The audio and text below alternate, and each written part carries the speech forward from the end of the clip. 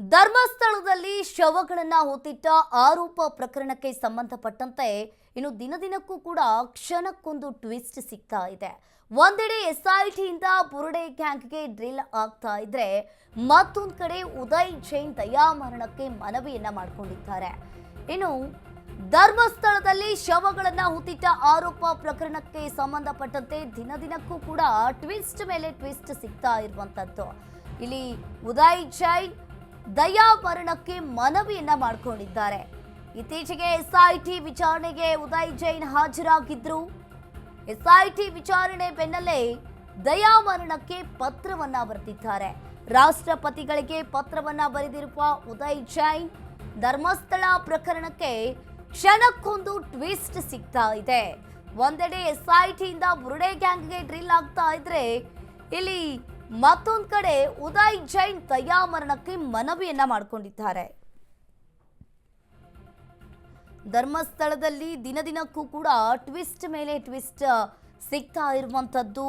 ಸೌಜನ್ಯ ಕೇಸ್ನಲ್ಲಿ ಒಂದು ರೀತಿಯಾಗಿ ಆ ಸೌಜನ್ಯ ಕೇಸ್ನಲ್ಲಿ ಆರೋಪವನ್ನ ಹೊತ್ತಿದ್ದ ಉದಯ್ ಜೈನ್ ಇತ್ತೀಚೆಗೆ ಎಸ್ಐಟಿ ವಿಚಾರಣೆಗೆ ಹಾಜರಾಗಿದ್ರು. ಎಸ್ಐಟಿ ವಿಚಾರಣೆಗೆ ಹಾಜರಾದಂತಹ ಸಂದರ್ಭದಲ್ಲಿ ಎಸ್ಐಟಿ ವಿಚಾರಣೆ ಬೆನ್ನಲ್ಲೇ ದಯಾಮರಣಕ್ಕೆ ಪತ್ರವನ್ನ ಬರೆದಿದ್ದಾರೆ. ಇನ್ನು ರಾಷ್ಟ್ರಪತಿಗಳಿಗೆ ಉದಯ್ ಜೈನ್ ದಯಾಮರಣಕ್ಕೆ ಪತ್ರವನ್ನ ಬರೆದಿರುವಂಥದ್ದು. ಒಂದ್ ಕಡೆ ಬುರುಡೆ ಗ್ಯಾಂಗ್ಗೆ ಈಗಾಗಲೇ ಎಸ್ಐಟಿಯ ಅಧಿಕಾರಿಗಳು ಕೂಡ ಡ್ರಿಲ್ ಮಾಡ್ತಾ ಇದ್ದಾರೆ. ಇನ್ನೊಂದು ಕಡೆ ಇಲ್ಲಿ ಉದಯ್ ಜೈನ್ ಸೌಜನ್ಯ ಕೇಸ್ನಲ್ಲಿ ಉದಯ್ ಜೈನ್ ಅನ್ನೋ ಹೆಸರು ತಳುಕು ಹಾಕಿಕೊಂಡಿತ್ತು. ಈಗ ಉದಯ್ ಜೈನ್ ಎಸ್ಐಟಿ ಕಚೇರಿಗೆ ಬಂದು ದಯಾಮರಣದ ಪತ್ರವನ್ನ ಬರೆದಿದ್ದಾರೆ. ಇನ್ನು ರಾಷ್ಟ್ರಪತಿಗಳಿಗೆ ಪತ್ರವನ್ನ ಬರೆದಿದ್ದಾರೆ ಉದಯ್ ಜೈನ್. ಈ ಧರ್ಮಸ್ಥಳದಲ್ಲಿ ಶವಗಳನ್ನ ಹೂತಿಟ್ಟ ಆರೋಪ ಪ್ರಕರಣಕ್ಕೆ ಸಂಬಂಧಪಟ್ಟಂತೆ ಒಂದ್ ಕಡೆ ಬುರುಡೆ ಗ್ಯಾಂಗ್ ಅಲ್ಲಿ ಒಂದೊಂದೇ ಸತ್ಯಗಳು ಹೊರಬರ್ತಾ ಇದ್ರೆ, ಇನ್ನೊಂದ್ ಕಡೆ ಸೌಜನ್ಯ ಕೇಸ್ನಲ್ಲಿ ಉದಯ್ ಜೈನ್ ಅನ್ನೋ ಹೆಸರು ಕೂಡ ತಳುಕು ಹಾಕಿಕೊಂಡಿತ್ತು. ಇನ್ನು 13 ವರ್ಷಗಳ ನಂತರ ನನ್ನ ಹೆಸರನ್ನ ತರಲಾಗ್ತಾ ಇದೆ. ಧರ್ಮಸ್ಥಳ ಪ್ರಕರಣದಲ್ಲಿ ನನ್ನ ಹೆಸರು ಕೂಡ ಬರ್ತಾ ಇರುವುದೇ. ಇನ್ನು 13 ವರ್ಷಗಳ ನಂತರ ನನ್ನ ಹೆಸರನ್ನ ತರಲಾಗ್ತಾ ಇದೆ. ಧರ್ಮಸ್ಥಳ ಪ್ರಕರಣದಲ್ಲಿ ನನ್ನ ಹೆಸರು ಬರ್ತಾ ಇದೆ. ಇನ್ನು ಸಮಾಜದಲ್ಲಿ ನನ್ನನ್ನ ನೋಡುವ ದೃಷ್ಟಿಯೇ ಬದಲಾಗಿದೆ. ಅನುಮಾನ ದೃಷ್ಟಿಯಿಂದ ನೋಡಲಾಗ್ತಾ ಇದೆ. ದಯಾಮರಣ ಪತ್ರದಲ್ಲಿ ಉದಯ್ ಜೈನ್ ಹೆಸರನ್ನ ಉಲ್ಲೇಖಿಸಿದ್ದಾರೆ. 13 ವರ್ಷಗಳ ನಂತರ ನನ್ನ ಹೆಸರನ್ನ ಇಲ್ಲಿ ತರಲಾಗ್ತಾ ಇದೆ. ಧರ್ಮಸ್ಥಳ ಪ್ರಕರಣದಲ್ಲಿ ನನ್ನ ಹೆಸರು ತಳುಕು ಹಾಕಿಕೊಂಡಿರುವಂಥದ್ದು. ಸಮಾಜದಲ್ಲಿ ನನ್ನನ್ನ ನೋಡುವ ದೃಷ್ಟಿಯೇ ಇಲ್ಲಿ ಬದಲಾಗಿದೆ. ಅನುಮಾನ ದೃಷ್ಟಿಯಿಂದ ಒಂದು ರೀತಿಯಾಗಿ ನೋಡಲಾಗ್ತಾ ಇದೆ. ದಯಾಮರಣ ಪತ್ರದಲ್ಲಿ ಉದಯ್ ಜೈನ್ ಹೆಸರನ್ನ ಉಲ್ಲೇಖಿಸಿದ್ದಾರೆ. ಉದಯ್ ಜೈನ್ ಹೆಸರು ಸೌಜನ್ಯ ಕೇಸ್ನ ಆರೋಪ ಹೊತ್ತಿದ್ದ ಉದಯ್ ಜೈನ್ ಈಗ ಎಸ್ಐಟಿ ವಿಚಾರಣೆ ಬೆನ್ನಲ್ಲೇ ದಯಾಮರಣಕ್ಕೆ ಪತ್ರವನ್ನ ಬರೆದಿದ್ದಾರೆ. ಒಂದು ರೀತಿಯಾಗಿ ಈ ಧರ್ಮಸ್ಥಳ ಕೇಸನ್ನ ನೋಡ್ತಾ ಇದ್ರೆ ದಿನದಿನಕ್ಕೂ ಕೂಡ ಟ್ವಿಸ್ಟ್ ಮೇಲೆ ಟ್ವಿಸ್ಟ್ ಸಿಗ್ತಾ ಇದೆ. ಈ ಉದಯ್ ಜೈನ್ ಹೆಸರು ಕೂಡ ತಳುಕು ಹಾಕಿಕೊಂಡಿತ್ತು. ರಾಷ್ಟ್ರಪತಿಗಳಿಗೆ ದಯಾಮರಣ ಪತ್ರವನ್ನ ಬರೆದಿದ್ದಾರೆ.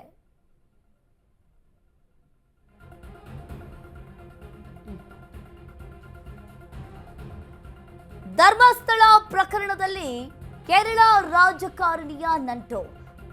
ಕಮ್ಯುನಿಸ್ಟ್ ಪಕ್ಷದ ಸಂಸದನಿಗೆ ಎದುರಾಗುತ್ತಾ ಹಾಗಾದ್ರೆ ಸಂಕಷ್ಟ?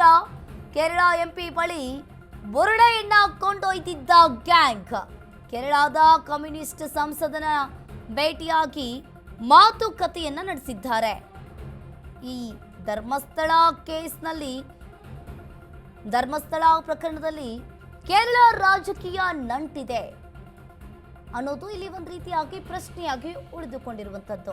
ಹಾಗಾದ್ರೆ ಕಮ್ಯುನಿಸ್ಟ್ ಪಕ್ಷದ ಸಂಸದನಿಗೆ ಸಂಕಷ್ಟ ಎದುರಾಗುತ್ತಾ? ಬುರುಡೆ ಗ್ಯಾಂಗ್ಗೆ ಸಾಥನ್ನ ಕೊಟ್ಟಿದ್ರ ಕೇರಳ ಸಂಸದ? ಕಮ್ಯುನಿಸ್ಟ್ ಪಕ್ಷದ ಸಂಸದನಿಗೆ ಸಂಕಷ್ಟ ಎದುರಾಗುತ್ತೆ. ಧರ್ಮಸ್ಥಳ ಬುರುಡೆ ಪ್ರಕರಣದಲ್ಲಿ ಕೇರಳ ಕಮ್ಯುನಿಸ್ಟ್ ಸಂಸದ ಸಂತೋಷ್ ಕುಮಾರ್ಗೆ ಸಂಕಷ್ಟ ಎದುರಾಗಿದೆ. ಇನ್ನು ಧರ್ಮಸ್ಥಳದ ತಲೆಬುರುಡೆ ಪ್ರಕರಣದಲ್ಲಿ ಆಘಾತಕಾರಿ ಬೆಳವಣಿಗೆಗಳು ಕೂಡ ದಿನದಿನಕ್ಕೂ ಕೂಡ ನಡೀತಾ ಇರುವಂತದ್ದು. ಈಗ ಆರೋಪಿ ಚಿನ್ನಯ್ಯ ಹಾಗೂ ಇತರರು ತಲೆಬುರುಡೆಯನ್ನ ಕೇರಳದ ಕಮ್ಯುನಿಸ್ಟ್ ಸಂಸದರಿಗೆ ತೋರಿಸಿದ್ರು ಎಂಬುದು ಈಗ ಬಹಿರಂಗಗೊಂಡಿರುವಂತದ್ದು. ಒಂದು ರೀತಿಯಾಗಿ ಈ ಪ್ರಕರಣದಲ್ಲಿ ಈವರೆಗೆ ಒಟ್ಟು 11 ಸೆಕ್ಷನ್ಗಳ ಅಡಿ ಎಸ್ಐಟಿ ಪೊಲೀಸರು ಪ್ರಕರಣವನ್ನ ದಾಖಲಿಸಿಕೊಂಡಿದ್ದಾರೆ. ಹಾಗಾದ್ರೆ ಕೇರಳಕ್ಕೆ ತಲೆಬುರುಡೆ ತೆಗೆದುಕೊಂಡು ಹೋಗಿದ್ದ ಗ್ಯಾಂಗ್ ಕಮ್ಯುನಿಸ್ಟ್ ಪಕ್ಷದ ಸಂಸದನಿಗೆ ಸಂಕಷ್ಟ ಎದುರಾಗಿದೆ.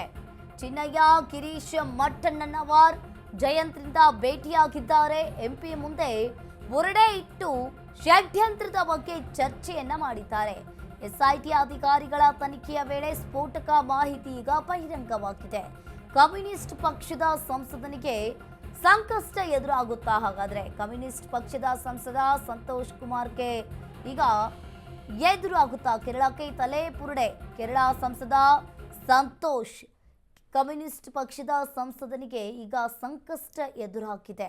ಒಂದು ರೀತಿಯಾಗಿ ಈ ಪ್ರಕರಣದಲ್ಲಿ ಸಾಕಷ್ಟು ಹೆಸರುಗಳು ಕೂಡ ತಳಕುಗೊಂಡಿರುವಂಥದ್ದು. ಧರ್ಮಸ್ಥಳದಲ್ಲಿ ನೂರಾರು ಶವಗಳನ್ನು ಹೊತ್ತಿದ್ದೆ ಅಂತ ಆ ಮಾಸ್ಕ್ ಮ್ಯಾನ್ ಚಿನ್ನಯ್ಯ ತಂದಿದ್ದ ತಲೆಬುರುಡೆ ಪ್ರಕರಣದಲ್ಲಿ ಇದೀಗ ಕೇರಳದ ಕಮ್ಯುನಿಸ್ಟ್ ಸಂಸದ ಸಂತೋಷ್ ಕುಮಾರ್ಗೆ ಈಗ ಸಂಕಷ್ಟ ಎದುರಾಗಿರುವಂಥದ್ದು.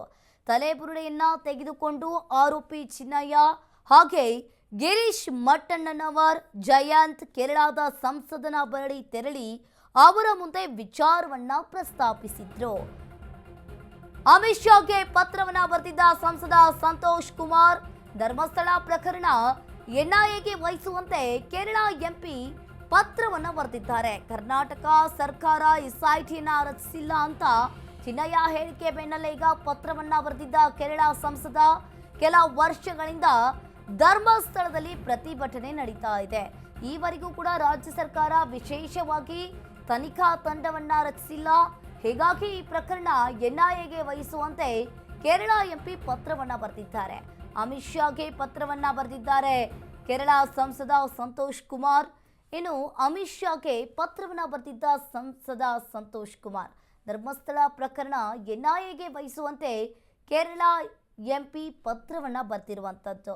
ಈಗ ಒಂದೊಂದೇ ತಲೆಬುರುಡೆಯನ್ನ ಕೊಟ್ಟಿದ್ದು ಜಯಂತ್, ತಾನು ಅದನ್ನ ಧರ್ಮಸ್ಥಳದಿಂದ ತಂದೆ ಇಲ್ಲವೆಂದು ಚಿನ್ನಯ್ಯ ಎಸ್ಐಟಿ ಮುಂದೆ ಈಗಾಗಲೇ ಎಲ್ಲ ಸತ್ಯವನ್ನ ಬಾಯ್ಬಿಟ್ಟಿದ್ದಾನೆ. ಈ ಧರ್ಮಸ್ಥಳ ಪ್ರಕರಣದಲ್ಲಿ ಕೇರಳ ರಾಜಕಾರಣಿಯ ನಂಟಿದೆಯಾ ಅನ್ನೋದು ಈಗ ಒಂದು ದೊಡ್ಡ ಪ್ರಶ್ನೆಯಾಗಿ ಉಳಿದುಕೊಂಡಿರುವಂಥದ್ದು. ಧರ್ಮಸ್ಥಳ ಷಡ್ಯಂತ್ರದ ಹಿಂದೆ ಕೇರಳ ಸಂಸದ ಕೈವಾಡವಿದೆ. ಬುರುಡೆ ಷಡ್ಯಂತ್ರದ ಹಿಂದೆ ಕೇರಳ ಸಂಸದ ಸಂತೋಷ್ ಕುಮಾರ್ ಷಡ್ಯಂತ್ರ ಇದೆ ಅನ್ನೋದು ಇಲ್ಲಿ ಕೇಳಿ ಬರ್ತಾ ಇರುವಂಥದ್ದು. ಈಗಾಗಲೇ ಚಿನ್ನಯ್ಯ ಹೇಳಿಕೆ ಬೆನ್ನಲ್ಲೇ ಕೇರಳ ಸಂಸದ ಅಮಿತ್ ಶಾ ಅವರಿಗೆ ಪತ್ರವನ್ನ ಬರೆದಿದ್ದಾರೆ. ಕೆಲ ವರ್ಷಗಳಿಂದ ಧರ್ಮಸ್ಥಳದಲ್ಲಿ ಪ್ರತಿಭಟನೆ ಆಗ್ತಾ ಇದೆ.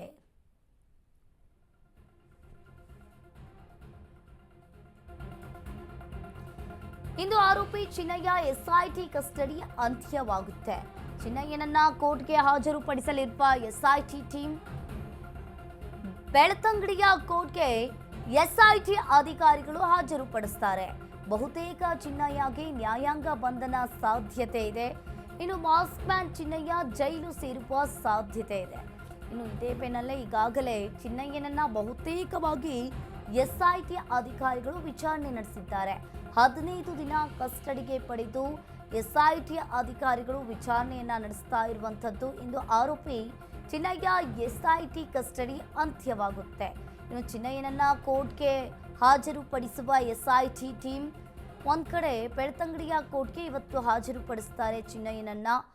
ಇನ್ನು ಇಂದು ಆರೋಪಿ ಚಿನ್ನಯ್ಯ ಕಸ್ಟಡಿ ಅಂತ್ಯಗೊಳ್ಳುತ್ತೆ. ಧರ್ಮಸ್ಥಳ ಪ್ರಕರಣದಲ್ಲಿ ಕೇರಳ ರಾಜಕಾರಣಿಯ ನಂಟಿದೆಯಾ ಅನ್ನೋದು ಒಂದು ರೀತಿಯಾಗಿ ಇನ್ನೊಂದು ಕಡೆ ಒಂದು ಪ್ರಶ್ನೆ. ಆದರೆ ಇಂದು ಆರೋಪಿ ಚಿನ್ನಯ್ಯ ಎಸ್ಐಟಿ ಕಸ್ಟಡಿ ಕೂಡ ಅಂತ್ಯವಾಗುತ್ತೆ. ಚಿನ್ನಯ್ಯನನ್ನ ಕೋರ್ಟ್ಗೆ ಎಸ್ಐಟಿ ಅಧಿಕಾರಿಗಳು ಇಂದು ಹಾಜರುಪಡಿಸಲಿದ್ದಾರೆ.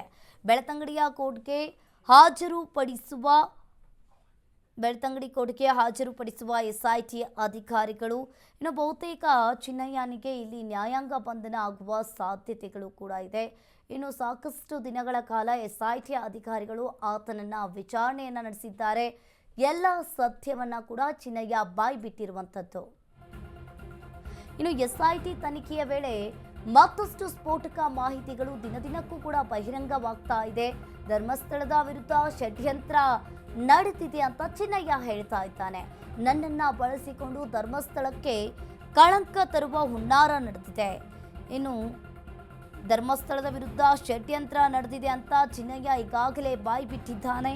ನನ್ನನ್ನ ಬಳಸಿಕೊಂಡು ಧರ್ಮಸ್ಥಳಕ್ಕೆ ಕಳಂಕ ತರಲು ಹುನ್ನಾರವನ್ನ ಮಾಡ್ತಾ ಇದ್ದಾರೆ. ಎಸ್ಐಟಿ ತನಿಖೆ ವೇಳೆ ಮತ್ತಷ್ಟು ಸ್ಫೋಟಕ ಮಾಹಿತಿಯನ್ನ ಬಹಿರಂಗಪಡಿಸಿದ್ದಾನೆ. ಧರ್ಮಸ್ಥಳದ ವಿರುದ್ಧ ಷಡ್ಯಂತ್ರ ನಡೆದಿದೆ ಅಂತ ಚಿನ್ನಯ್ಯ ಹೇಳಿಕೊಂಡಿದ್ದಾನೆ. ನನ್ನನ್ನ ಬಳಸಿಕೊಂಡು ಧರ್ಮಸ್ಥಳಕ್ಕೆ ಕಳಂಕವನ್ನ ತರಲು ಹುನ್ನಾರ ನಡೆದಿದೆ. ಧರ್ಮಸ್ಥಳಕ್ಕೆ ಕೆಟ್ಟ ಹೆಸರು ತರಲು ಷಡ್ಯಂತ್ರವನ್ನ ಮಾಡಿದ್ದಾರೆ.